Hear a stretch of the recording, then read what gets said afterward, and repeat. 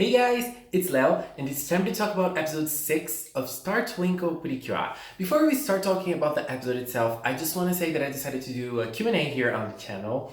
So I would love to receive your questions. I have received some questions already, and I'm going to shoot the video sometime this week, so if you want to send your questions, please do.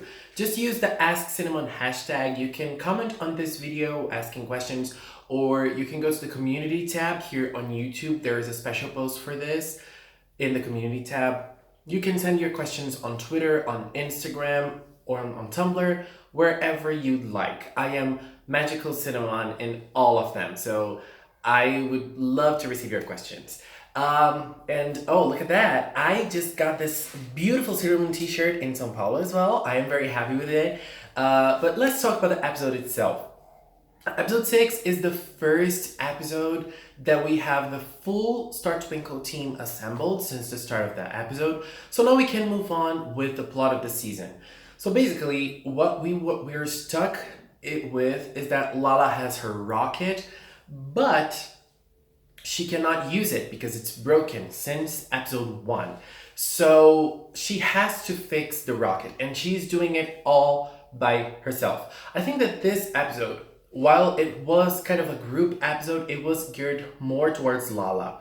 I think Lala is going to be the star of this season in the sense that she's going to be the one that's going to be more developed. She's the one that's going to be more dwelled upon. We're going to dive into her emotions, into her story, into her personality more than the other girls. And I think there's a reason for that. Lala's the one that comes from space, and space is the theme of this season. So we're going to travel all over space and all, and we're going to meet different cultures, different planets, different people. And Lala is the one that stands out on this because we have 3 people that comes from Earth and Lala that comes from space. So yes, Lala's trying to fix her ship, her rocket actually, and she is being a disaster in it. But at the same time she's trying, the girls arrived there. We can see, just like they did with the Soleil episode, like they did with Elena in Celine's episode, they did with Celine in this episode as well. When Lala was bringing the girls to meet the rocket, we can understand that they already explained to Madoka what being a precure really is, and their missions, their goals, what they need to do and everything. So we don't need to see that again on screen, but we have an indication that she already knows what a precure must do.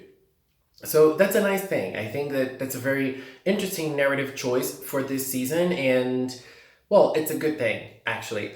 So when they got to the rocket, Lala was really angered. I think that 2 things made her angry. One of them is that she felt annoyed by the fact that the girls were there and the girls were messing up her concentration. The girls weren't really helping at all. But at the same time, she was annoyed with herself by not really being able to fix her rocket. But Hikaru had a very interesting idea. She wanted to take Lala and the other girls to the planetarium. That's a very special place for her. That's a place we already saw in this season before. And we have a very interesting character there, which is Ryo. So when the girls go there, the whole scenario with Ryo was very interesting. It was very nice when Hikaru showed the other girls, and Ryo was happy that she was making more friends. I think that Hikaru might kind of be like a lone wolf type of person because she's so eccentric, and she's also so played in her imagination. She's so stuck up in her imagination. So I think it's probably very hard for her to make friends. I don't know. So I think that Yo noticed that she's making friends now. So that's a good thing. And he got to meet Elena and Madoka while also seeing something strange about Lala. Ryo, he isn't dumb, and he knows something's wrong. Not wrong, but something's different with Lala. And he even saw Fua in this episode. But Lala, while she was with the girls in that moment, she didn't want to be there. She wanted to fix the rocket. She wanted to give everything she could to fix it. She wanted to, she didn't want to waste time. And he kind of told her, look, I want to help you. So that's why I brought you here, for you to have a little fun, for you to meet a different place. But Lala wasn't having any of that. And she wanted to go back to the ship and fix the rocket. And that's what she tried to do. But Yo stopped her. And I really believe that he noticed right away something was wrong. And he wanted to stop her by... and he let things fall. I really believe that that was his intention. I don't think that he did that like he wanted, that was an accident. No, he wanted Lala to stay because he needed her at that place for some reason. And he knows there is something up with Lala. And so I think he wanted to help her. That's what he did. And that it ended up being a very beautiful scene with Lala in the planetarium. Lala watching the stars and how the stars connect.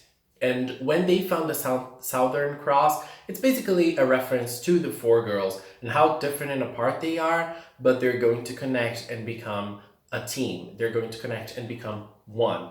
Star Twinkle Precure. At the same time, we were able to see the villains a little bit. We were able to see Tenjo and Capard. I love both of them so much, and I love how they clash and how they hate each other already. But we were able to actually meet our new villain, Iwon. That's actually her name, that's how it's pronounced. I was in doubt, but now it's confirmed, Iwon. So Iwon appeared, and she has that cat butler. She even said his name, I don't remember it now.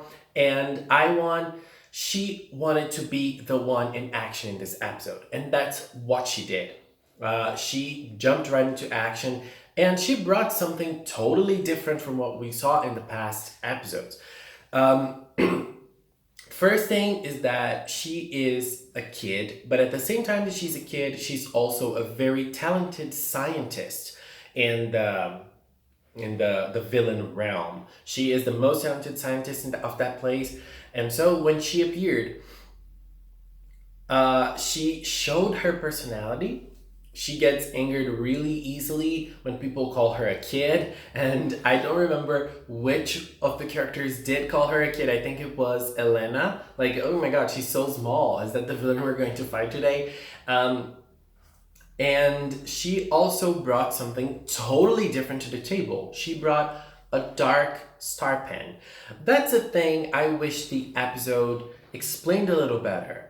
Why did she have a dark star pen in the first place? How did it end up in her hands?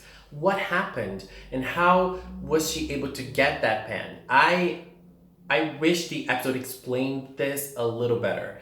It didn't. But she is able to use the dark pen to make the imagination of the person feel very dark, and then with that she creates a monster. So for the first time in Star Twinkle, we have a monster of the week. And well, before the season started, I was a little afraid of not having a monster of the week, but so far in 5 episodes, not having a monster of the week was being a good thing. The fights were all great.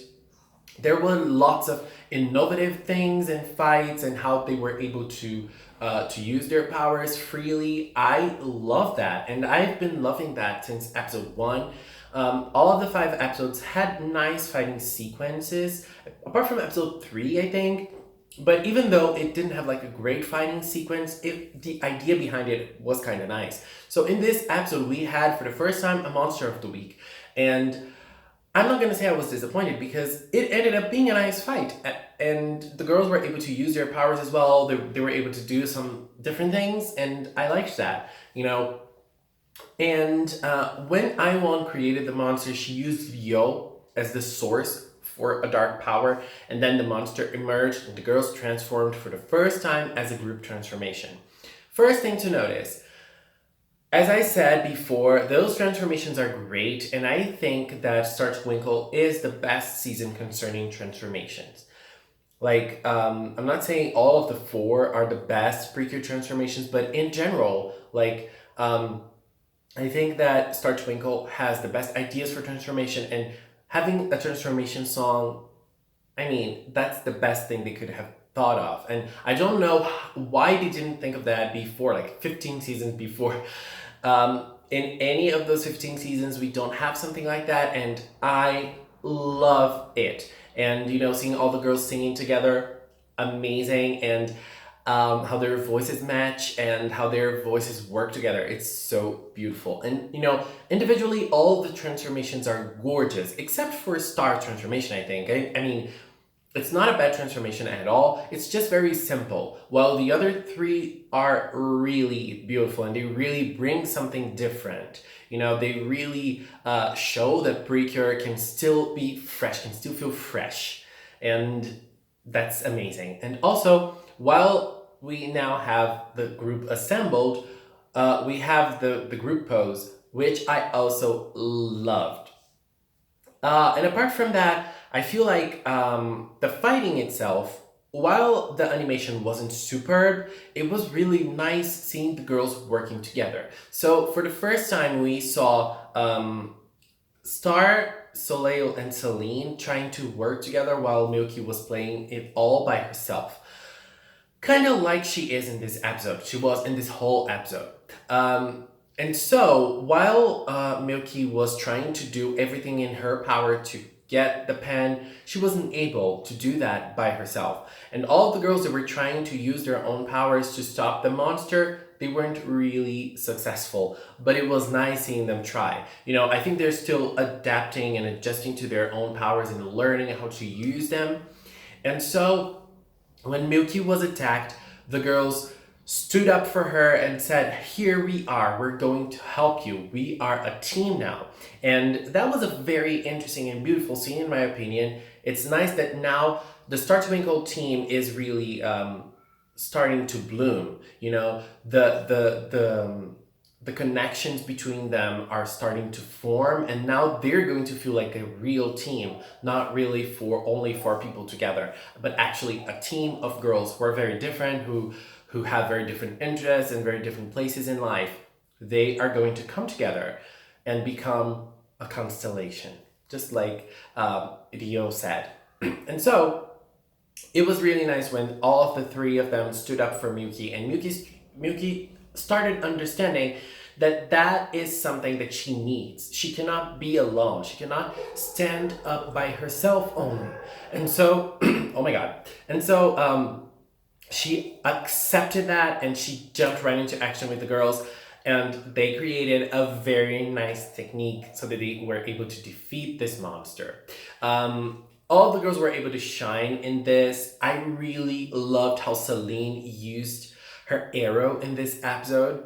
Her Celine arrow was so nice. It was powerful. Girl, Celine's powerful. And then the other girls, they all gave their own twist to the fight.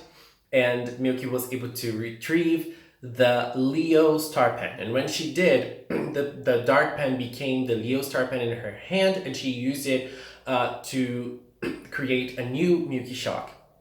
The power itself didn't really change much, but when the Thunders came out, they had Leo, they had lions, they had formats of a lion, and that reminded me a little bit of Sailor Jupiter. When she used Jupiter Thunder, I think. I don't know how it's called in English. Like her first power with a powered up version, it becomes a dragon. And now Milky has a lion coming up. Gelato baby, is that you? And then the Leo Star Princess was reborn. She was living again. They were able to defeat the monster. Iwan escaped. And they went into the beautiful Princess Palace. One of the things I found strange was that they weren't able to, for example, that was the first time Soleil and Celine were there. They weren't surprised, like, well, this is beautiful. No, they were just there. And it's interesting because the scene is really beautiful, just like it was with the Aries Princess. But now, I don't know what happens, but every time they get there, everything's so stale and, it doesn't have movement. The Leo Star Princess didn't move, just like the Aries Star Princess, and they're so beautiful. I mean, their hair flows, but that's it, it could have had a little bit more on that. So after that, the girls decided that they were going to help Lala fix the rocket, and I think that's the biggest motive of this episode. Lala understanding that she's not alone and she doesn't have to bear this responsibility all by herself. She understood that she now has friends, and I think that that has a lot to do with the fact that she is considered an adult in her planet. So she must feel that she bears this responsibility and she has to have that in her so that she has to do everything by herself. Adults have this. Adults have this sense of responsibility. I mean, some of them have this sense of responsibility, and that they feel like they need to do everything they can all by themselves. So I guess Lala now understood that she has a team. She has a team, a group of friends that she can rely on and that she can stay together with. So this episode was, again, a great episode, and I'm really excited for more Star Twinkle. Next week, the ship, I mean, there's a mission so that they can fix the ship, and I'm very excited to see that. I'm very curious to see the girls acting again, and next week we're gonna have Tenjo as the villain. So minions are back, and we can see Soleil kicking and being awesome in the preview. Anyways, guys, that was my view on episode 6 of Star Twinkle. Great start of a season. I am loving it, as you all know. Anyways, guys, thank you so much for watching, and until next time, bye bye.